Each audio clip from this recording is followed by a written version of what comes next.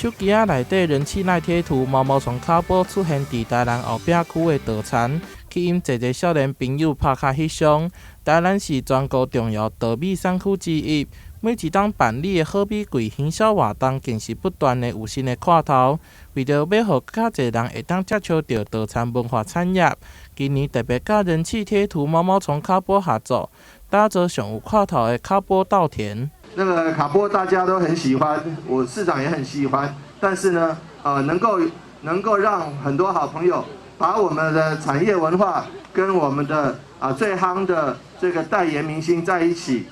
这是最厉害的安排。台南主要的稻米产区包括白河、瓜田、柳营、后壁等区，希望借着好米柜的举办，吸引游客来农村佚佗，了解稻米产业，并且进一步带动观光。能够借着这个活动能够带动后壁以及大兴区的很多观光。希望说我们这样子的一个产业行销，还有农村文化的行销，能够带动新一波的